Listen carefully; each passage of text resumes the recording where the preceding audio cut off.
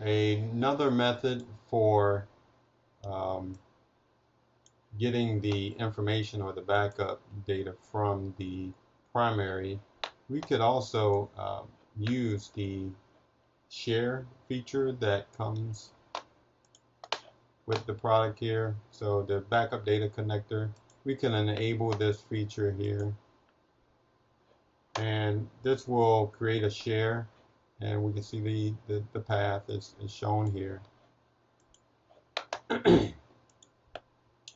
And if we browse to that share location,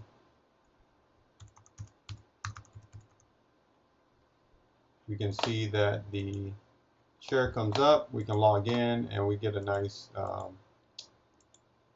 folder structure here, which depicts the last 32 days, today, yesterday, etc., so that we can easily find our backup that we want to go to. And if we drill into the information, we can see it's just OVF with the VMDK file formats. So if we wanted to, we could actually just copy this out and import it into Virtual Center somewhere else. We needed to do a backup, or we can mount the VMDKs independently if we wanted to as well, outside of the typical process of using the backup console. To protect these, we can also export them using the PhD Virtual Exporter, and for that we need to install additional software. The installation here.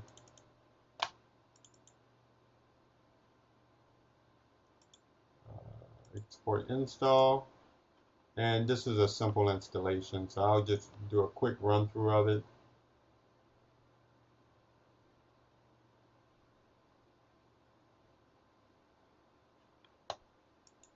We'll take all the default settings. If you have an old version, that can be deleted. And the only thing I'm going to change here is the default path.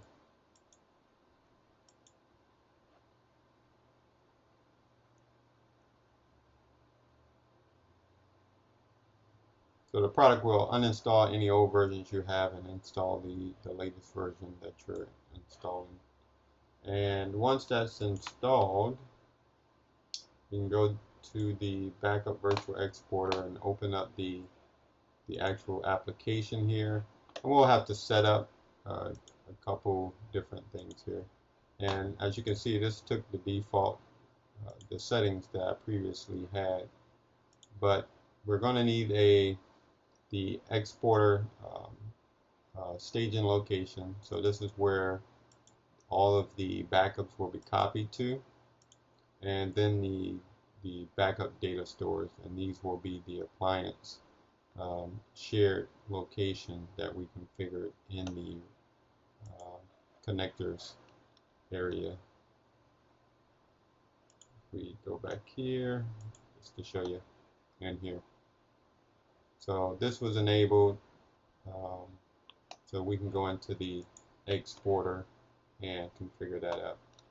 Just to show the process for that, it just opens up this dialog. You put in a name, the path, and optional credentials.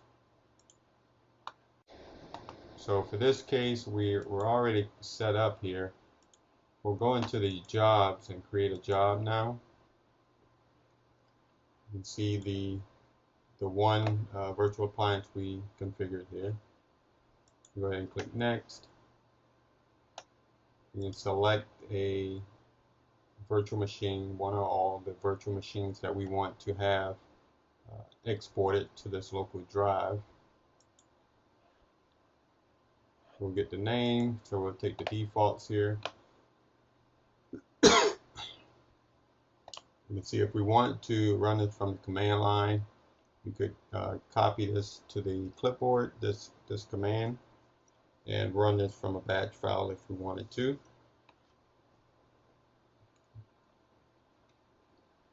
We can also, as you see here, have it so it creates a scheduled task in Windows. So we're going to go ahead and leave that selected, click Next, and we're going to save. So the task has been created, or the job has been created. We can see that if we open up the task scheduler,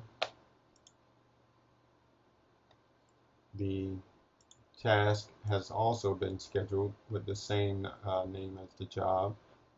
And we can run this just by right clicking and clicking run.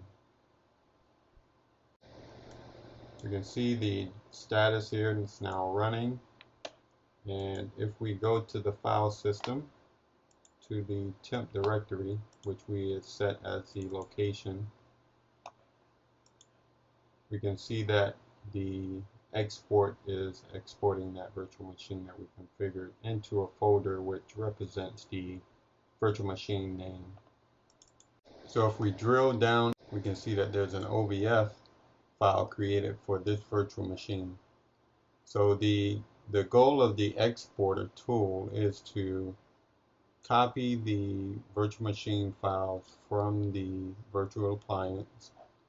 It will consolidate all the files into an OVF, and this way you can use your backup product like a NetBackup or a ArcServe, which can back up the file system or the folder directory and all the exported virtual machine files from the virtual backup appliance, and then you can offload those to tape for long-term archival.